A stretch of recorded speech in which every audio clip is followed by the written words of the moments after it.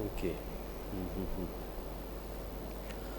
अ, कल की रात जो 2 और 3 की रात थी, सुबह के करीब 2:30 बजे के करीब हमारा जो बीकानेर सेक्टर बीएसएफ का है, उनकी उसकी वाहिनी खाजूवाला जो वाहिनी है, उसका आगे फॉरवर्ड एरिया जो पड़ता है वो बीओपी बांदली का एरिया है।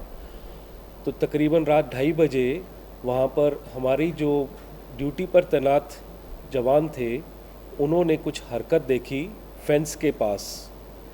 तो हरकत देखने के बाद वो उस जहाँ हरकत हो रही थी उस तरफ बढ़े, तो देखा कि 2 आदमी फेंस की परली तरफ उनको दिखाई दिए कुछ हरकत करते हुए एक पाइप के साथ, और उसको वो फेंस के अंदर डालने की कोशिश कर रहे थे और तकरीबन डाल चुके थे। तो दूर से देखते हुए वो भागे उनकी तरफ, और देख करके उन्होंने उनके ऊपर फायर किया।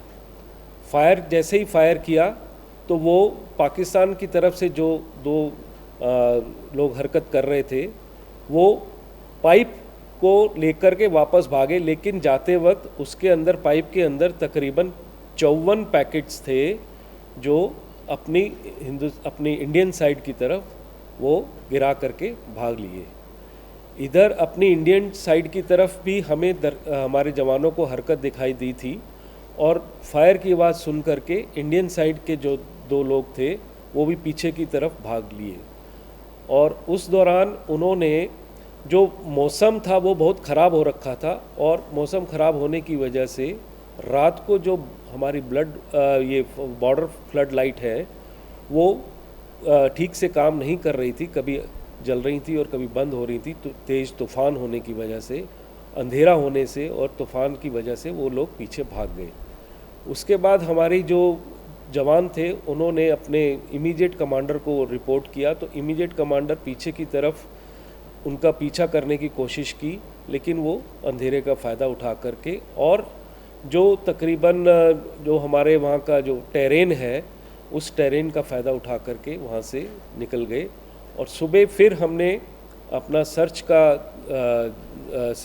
जारी करते हुए पीछे जितने भी नज़दीक के गांव और धानियाँ हैं उसमें अभी भी सर्च जारी है, और जो इंडियन साइड के जो लोग थे इन्वॉल्व थे उनको पकड़ने की कोशिश की जा रही है। टोटल हमारे को जो सीज़ हुए हैं वो 54 पैकेट सीज़ हुए, जिसका तकरीबन अप्रॉक्सीमेटली 56 किलो का वेट आया है।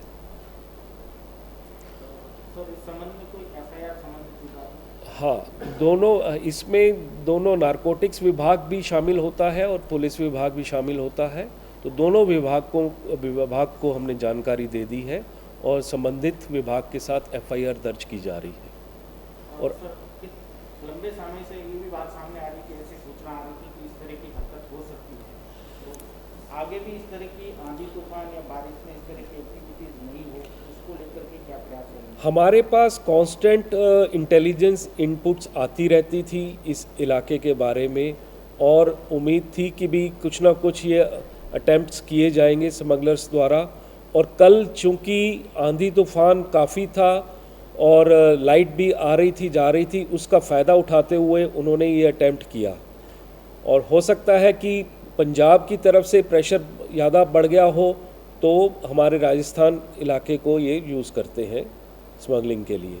और इस वक्त ये जो कंसाइनमेंट सीज़ हुआ है, ये अभी तक का राजस्थान, हमारे बीएसएफ के राजस्थान फ्रंटियर का सबसे बड़ा कंसाइनमेंट है।